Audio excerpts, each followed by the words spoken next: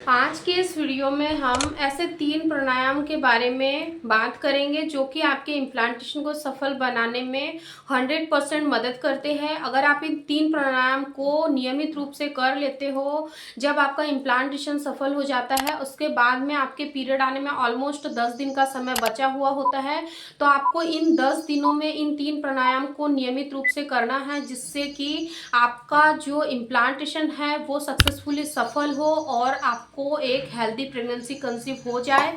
इसलिए आज की ये वीडियो उन सभी महिलाओं के लिए बहुत ही ज़्यादा यूज़फुल है जो कि अभी प्रेगनेंसी कंसीव करने के लिए ट्राई कर रही है। तो आज की इस वीडियो को शुरू से लास्ट तक जरूर देखें, एक भी पॉइंट को आप लोग स्किप ना करें, वरना आपको एक भी चीज़ समझ नहीं आएंगी। आप लोगों से मैं बार बार हर वीडियो में यही कहती हूँ कि अगर वीडियो को प्ले करते हो तो एंड तक जरूर देखिए। चलिए आज के इस वीडियो को हम लोग शुरू करते हैं।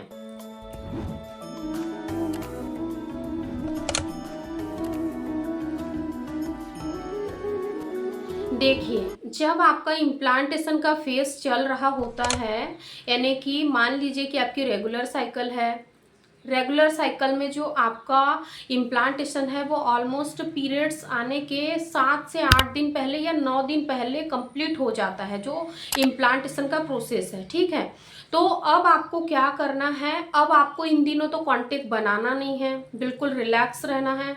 जितने ज़्यादा से ज़्यादा हो सके अपने आप को नेगेटिव विचारों से दूर रखना है, ताकि जो आपका इम्प्लांटेशन है वो फेल ना हो।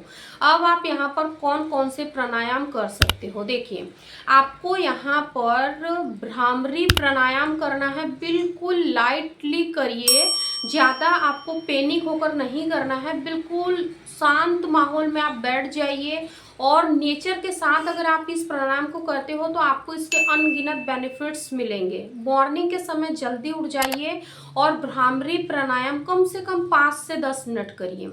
इससे क्या होगा कि जो आपका माइंड है वो रिलैक्स होगा और नेगेटिव विचारों से आप बचोगे। जितना ज़्यादा आप नेगेटिव विचारों से बचोगे उतना ही ज़्यादा चांस बढ़ेगा आपका इम्प्लांटेशन सक्सेस होने का। यानी कि आपको लग रहा है कि सक्सेस तो हो गया है, लेकिन सक्सेसफुली तभी माना जाता है जब आपको प्रेगनेंसी टेस्ट करने पर 2 पिंक लाइन देखने को मिलती है, तभी ये 100% सक्सेस होता है। क्योंकि पीरियड आने से पहले जो 10 दिन का समय होता है ना, उसी में महिलाएं इतना ज़्यादा पैनिक होती है, डे काउंट करती है कि मेरे पीरियड तो नहीं आ जाएंगे, पीरियड तो नहीं आ जाएंगे।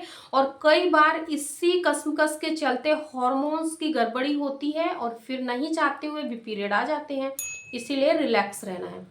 सेकेंड, आप यहाँ पर विपरीत करनी प्राणायाम कर सकते हो। इसके जो बेनिफिट है वो अनगिनत है, क्योंकि जब आपका इम्प्लांटेशन हो जाता है तो जब आप विपरीत करनी प्राणायाम करते हो तो इससे क्या होगा कि जो ब्लड का सर्कुलेशन है वो आपके यूट्रस तक जाएगा, आपका जो यूट्रस है वो नरिश्ड होगा। और जब इम्प्लांटेशन हो रहा होता है या हो गया होता है, उस वक्त आपके यूट्रस को भी ब्लड फ्लो की काफ़ी ज़्यादा ज़रूरत होती है। और जब आप विपरीत करनी आसन करते हो तो इससे ब्लड का फ्लो बहुत ही तेजी से आपके यूट्रस पर पड़ता है। इसीलिए आपको विपरीत करनी प्राणायाम नियमित रूप से करना है। सुबह के समय भी कर सकते हो और रात में सोने जाने से पहले भी आप कम से कम 10 से 20 मिनट अपने पैरों को ऊपर कर लीजिए और बिल्कुल रिलैक्स हो जाइए। कुछ भी मत सोचिए, रिलैक्स होकर करिए। सुबह के समय खाली पेट आपको करना है। मॉर्निंग में अगर सुबह जैसे ही आप सोकर उठते हो, सुबह अगर घर के कामों में आप व्यस्त हो जाते हो, समय नहीं निकाल पाते हो, तो जैसे ही सोकर उठते हो आपको तुरंत ही यूरिन पास करके आ जाना है और अपने बेड पर आपको आराम से विपरीत करनी आसन में अपने पैरों को रख लेना 5 से 10 मिनट के लिए। उसके बाद में आप अपने घर के जो भी नॉर्मल रूटीन, हमारे दिन भर के जो भी काम होते हैं उनको आप कर सकते हो। थर्ड, आप यहाँ पर यानी कि बटरफ्लाई कर सकते हो। बिल्कुल हल्के आपको करना है, हल्के हल्के से अपने पैरों को अप डाउन करना है। इनहेल करिए फिर एक्सहेल करिए, यानी कि आपको सांस लेना है, सांस छोड़ना है, बिल्कुल धीमे से करना है। बिल्कुल आपको ज़्यादा यानी कि बहुत ही फास्ट फास्ट नहीं करना। जब हमें बेबी कंसीव नहीं होता है ना, उससे पहले हम चाहे जैसा भी करें कोई प्रॉब्लम नहीं, लेकिन जब इम्प्लांटेशन का फेज ऑलरेडी आपकी बॉडी में चल रहा है तो उस वक्त आपको एक प्राणायाम करते वक्त भी कुछ कुछ बातों का ध्यान रखना है, ताकि आपको ज़्यादा यानी झटके से ना करे, आपके यूट्रस पर ज़्यादा दबाव ना पड़े, आपकी पेल्विक मसल्स ज़्यादा स्ट्रेच ना हो। इसलिए बिल्कुल लाइटली करिए, धीरे धीरे करिए। और सबसे लास्ट और इम्पॉर्टेंट चीज़ कि आपको वॉक नियमित रूप से करना है। ऐसा नहीं है कि इम्प्लांटेशन का फेज चल रहा है या फिर इम्प्लांटेशन हो गया है तो हमें फुल्ली बेड रेस्ट लेना है, हमें घूमना फिरना नहीं है, हमें बिल्कुल सोना है, दिन भर आराम करना है। ऐसा आपको नहीं करना है। आप नियमित रूप से 10 से 15 मिनट की वॉक करिए। इससे भी ब्लड का फ्लो बढ़ता है, इससे भी आपकी जो पेल्विक मसल्स है वो फ्लेक्सिबल होती है, स्ट्रेच होती है। इसलिए वॉक सबसे अच्छा माना जाता है। सुबह के समय भी वॉक कर सकते हो और इवनिंग के टाइम भी वॉक कर सकते हो। खाना खाने के बाद में भी आपको 10 से 15 मिनट की वॉक नियमित रूप से करना ही करना है। तो इस तरीके से आप ये 3 से 4 प्राणायाम को करिए। इन प्राणायाम को करने में आपको ज़्यादा खास कोई समय नहीं लगेगा।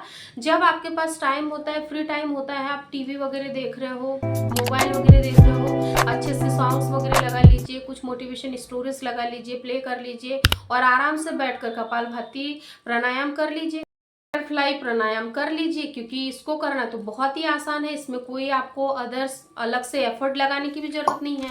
तो इस तरीके से आप इन प्राणायाम को करके देखिए। बिल्कुल आपका माइंड रिलैक्स रखिए, नेगेटिव थॉट्स से दूर रहिए, जितना हो सके अपने आप को खुश रखने की कोशिश करिए।